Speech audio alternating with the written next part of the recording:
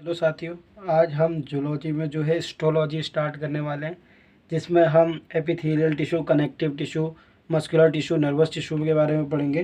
तो वीडियो को जो है तुरंत स्टार्ट करते हैं, ज़्यादा टाइम वेस्ट नहीं करते हैं। तो सबसे पहले आपको जो है टिश्यू की डेफिनेशन पता होनी चाहिए कि आखिरकार टिश्यू क्या होता है। तो टिश्यू की डेफिनेशन मैं लिख देता हूँ। तो टिश्यू की डेफिनेशन मैंने लिख दी। यहाँ पर जो डेफिनेशन लिखी है वो लिखा है एक ग्रुप ऑफ सिमिलर सेल्स, मतलब जो ऐसा ग्रुप या समूह सिमिलर सेल्स का मतलब समान सेल का along with intercellular substance which perform a specific function that is called tissue या दी सेल्स सिमिलर इन स्ट्रक्चर। इसका क्या मतलब है? देखो, सिमिलर इन स्ट्रक्चर मतलब उनका जो है सेम, यानी ये इसको हिंदी में कह सकते हैं उत्पत्ति में समान लेकिन कार्य में भिन्न। इसको हम जो है ऊतक कहते हैं, और ये इसीलिए ये इसकी नेसेसरी कंडीशन है कि सिमिलर इन स्ट्रक्चर भी होना चाहिए। अब मैं बात करता हूँ कि एनिमल टिश्यू क्या होता है। ठीक है, एनिमल टिश्यू के बारे में पढ़ लेते हैं। आज मेरा थोड़ा गला भी ख़राब है वैसे। एनिमल टिश्यू, अब ये एनिमल टिश्यू क्या होता है? एनिमल टिश्यू की डेफिनेशन है कि consist of a group of cell, मतलब ये भी ग्रुप ऑफ सेल से मिलकर बना है, एंड इंटरसेलुलर सब्सटेंस या मैट्रिक्स भी कहते हैं, फिल्ड बिटवीन दी सेल। इसका क्या मतलब है वो अभी मैं बोलने जा रहा हूँ। और the cells are similar in structure, function and origin. तो सिमिलर इन ओरिजिन का मतलब क्या है, और ऊपर की लाइन का भी मैं एक्सप्लेन करूंगा अभी। सिमिलर इन ओरिजिन का मतलब ये है कि ऑल सेल्स आर फॉर्म्ड या डिराइव्ड, या तो बनी है या उत्पन्न हुई है, डिराइव्ड। ठीक है, derived from one germ layer. अब जर्म लेयर क्या होती है ना, जब बच्चे का विकास होता है एम्ब्रियोनिक पीरियड में, तो वहाँ जर्म लेयर बनती है, एक्टोडर्म, मीजोडर्म, एंडोडर्म। तो जर्म लेयर के नाम लिख लेते हैं। जर्म लेयर हमारी होती है एक्टोडर्म, दूसरी होती है हमारी मीजोडर्म, तीसरी होती है हमारी एंडोडर्म। तो देखो, अब इस डेफिनेशन को फिर से समझते हैं कि ये एनिमल टिश्यू जो होता है वो consist of group of cell, मतलब ये ग्रुप ऑफ सेल्स का मिलकर बना है। ये मैंने बना दिया, से ये एक सेल हो गया, ये दो सेल हो गया, तीन सेल हो गया। ये जो दो सेल्स के बीच का स्पेस होता है ना, इसको बोलते हैं इंटर सेलुलर स्पेस। मतलब किन्हीं भी दो सेल्स के बीच का स्पेस को हम बोलते हैं इंटर सेलुलर स्पेस। अब इसके अंदर जो सब्सटेंस भरा होता है, जिसको हम मैट्रिक्स कहते हैं, इसको हम बोलते हैं इंटर सेलुलर सब्सटेंस या matrix.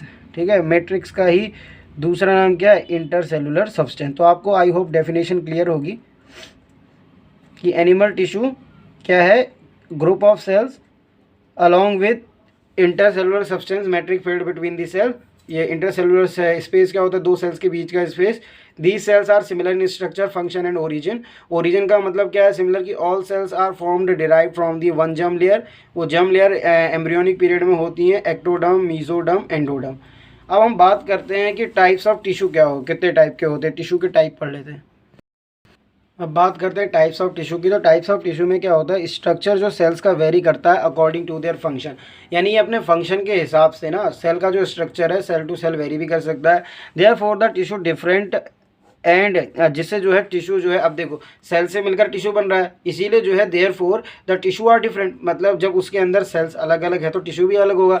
And categorise into the four types. पहला क्या है? एपिथेलियल टिश्यू, दूसरा है कनेक्टिव टिश्यू, तीसरा है मस्कुलर टिश्यू, चौथा है nervous tissue. Organs such as lungs, heart, यानी lung, heart, stomach comprises specific proportion and pattern of all basic type of tissue। इसका क्या मतलब है? देखो, जो कुछ इंपॉर्टेंट ऑर्गन्स होते हैं हमारे, जैसे कि हार्ट हो गया, इसमें जैसे मायोकार्डियम पाई जाती है, हार्ट की लेयर्स होती है, मतलब इसमें लंग्स हो गया, स्टमक हो गया, ये कंप्राइज यानी मिलकर बनी होती है किनसे? स्पेसिफिक प्रपोर्शन, यानी कुछ उसका एक प्रपोर्शन होता है कि किस मतलब किस लेवल पे है, पैटर्न क्या है उसका, किस तरह से अरेंज है, of all basic type of tissue, मतलब ये सारे प्रकार के टिश्यू से मिलकर बने होते हैं। When two or more organs, जब दो और दो से अधिक ऑर्गन परफॉर्म करें, क्या करें? अ कॉमन फंक्शन, मतलब एक समान फंक्शन परफॉर्म करें। जैसे दो और उससे ज़्यादा ऑर्गन परफॉर्म करें common function by their physical and chemical interaction, मतलब किस तरह से? एक तो फिजिकली, यानी वो आपस में कॉन्टैक्ट है, यानी फिजिकली, एंड केमिकली इंटरेक्शन। अब केमिकल इंटरेक्शन किस तरह से होता है? वो होता है हमारा वो उस तरह से बोले तो हार्मोन्स के लेवल पे ये केमिकल इंटरेक्शन, और फिजिकल इंटरेक्शन मतलब आपस में जुड़कर। तो ये क्या करते हैं, when two or more organs perform a common function by their physical and chemical interaction they together form a organ system. मतलब क्या करते हैं, ऑर्गन सिस्टम बनाते हैं। इसीलिए आप देखना प्लांट में जो है ऑर्गन सिस्टम नहीं पाया जाता है। ऑर्गन सिस्टम बनने से क्या होता है कि बहुत सारे ऑर्गन जो है मिलकर एक समान काम करने लगते हैं। तो ये हमारी डेफिनेशन यहाँ तक क्लियर हो गई। अब आगे बढ़ते हैं। देखो अब बात करते हैं एपिथेलियल टिश्यू की। एपिथेलियल क्या होता है, तो एपिथेलियल टिश्यू क्या होता है ना, इस प्रकार के जो एपिथेलियल टिश्यू होते हैं वो सेल्स आर कॉम्पैक्टली पैक्ड, मतलब बहुत ज़्यादा पास होते हैं with little intercellular space. Lintel कह दिया, लिंटर नहीं, लिटिल इंटरसेलुलर स्पेस। इसका क्या मतलब हुआ कि जैसे दो सेल्स हैं, मैंने आपको बताया था उन दो सेल के बीच का स्पेस जो है इंटरसेलुलर स्पेस कहलाता है। मान लो ये दो सेल जो है बहुत पास आ गए, ये तो फिर भी दूर दिख रहा है, ये बहुत पास आ जाएंगे, मतलब इनके बीच में जो है इंटरसेलुलर स्पेस बिल्कुल ना के बराबर होगा। तो ये जब इस तरह से पास आ जाएंगे ना, तो इस इंटरसेलुलर स्पेस जो है बहुत कम है। तो इसीलिए इस सेल्स को क्या कहते हैं, cells of this tissue are compactly packed with little intercellular space and matrix. Matrix उसमें कम होगा, जब उस सीधी सी बात है इंटरसेलुलर स्पेस का, मतलब उसमें मैट्रिक्स भी कम होगा। फिर नेक्स्ट लाइन कह रहा है कि एपिथेलियल सेल जो होती है वो सिट करती है और रेस्ट करती है on a membrane called basement membrane. अभी बेसमेंट मेम्ब्रेन क्या होते हैं, देखो बेस मतलब क्या है, आधार। तो ये जो आधार मैंने बनाया, इसके ऊपर अगर कोई सेल जो है, देखो ये आधार बना है, इसके ऊपर कोई सेल अगर रेस्ट कर रही है, यानी यहाँ पे टिकी है ना, तो ये किसके ऊपर रेस्ट कर रही है, एक आधार के ऊपर। तो बेसमेंट मेम्ब्रेन क्या है, एक आधार है जिसके ऊपर कोई सेल रेस्ट करती है। तो यहाँ तक क्लियर होगा। अब देखो मैंने ये जो डायग्राम बनाया है ना, इसमें देखो मान लो एपिथेलियल टिश्यू, देखो इनके बीच में इंटरसेलुलर स्पेस कितना कम है, तो इसके अंदर जो है इंटरसेलुलर मैट्रिक्स भी कम होगा। ऐसे करके देखो बहुत कॉम्पैक्टली पैक्ड है, बहुत कॉम्पैक्टली पैक्ड है। तो ये मैंने 5 सेल बनाई है, इससे देखो एक मेम्ब्रेन के ऊपर रेस्ट करी जिसको बेसमेंट मेम्ब्रेन कहा। तो हम आगे पढ़ते हैं फिर। आई होप मेरी जो है राइटिंग आपको समझ में आती होगी। अब मैं अगली लाइन जो है डेफिनेशन लिख रहा हूँ कि बेसमेंट मेम्ब्रेन क्या होती है। तो बेसमेंट मेम्ब्रेन जो होती है नॉन सेलुलर होती है। इसका मतलब क्या है कि बेसमेंट मेम्ब्रेन में किसी भी प्रकार के जो है सेल्स देखने को नहीं मिलते हैं, नॉन सेलुलर है। ये बनी किसकी होती है, तो मेड अप ऑफ म्यूकोपॉलीसेकेराइड, और क्या होता है, कोलेजन फाइबर्स होते हैं। ये कोलेजन फाइबर म्यूकोपॉलीसेकेराइड के बारे में मैं आगे बताऊँगा नेक्स्ट वीडियो में, या ये क्या होता है करके। ग्लाइकोप्रोटीन मतलब इसमें ग्लूकोज होगा, प्रोटीन से मिलकर बनी है। म्यूकोपॉलीसेकेराइड बेसिकली क्या है ना, एक प्रकार का सेकेराइड्स है। सेकेराइड क्या होते हैं, शुगर होते हैं, कार्बोहाइड्रेट वगैरह उनका है। और कोलेजन फाइबर जो है एक धागे रूपी संरचना होती है। तो ये बाद में कवर हो जाएगा। हाँ, तो एपिथेलियल सेल जो होता है वो सिट करता है ऑन बेसमेंट मेम्ब्रेन, ये तो हमने बता दिया था।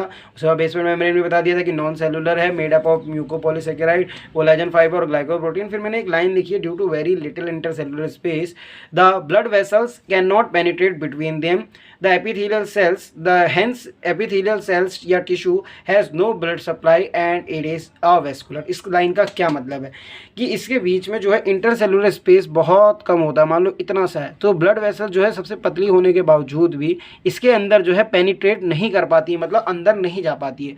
अब जब उसके अंदर ब्लड वेसल्स ही नहीं जा पा रही है तो उसका मतलब ब्लड की सप्लाई भी नहीं होगी। अब जब ब्लड की सप्लाई नहीं होगी तो भैया वो मर जाएगा, क्योंकि ब्लड क्या काम करता है, ब्लड काम करता है कि ऑक्सीजन, CO2, न्यूट्रिएंट्स इनका ट्रांसपोर्ट करना, क्योंकि ब्लड का बेसिकली काम क्या होता है, O2 को डिफ्यूज करना। तो ब्लड वेसल्स उसमें नहीं जा पाती है, किसमें, एपिथेलियल सेल्स के। अब इसको नरिशमेंट कहाँ से मिलेगा, क्योंकि बिना नरिशमेंट के तो सेल मर जाएगी।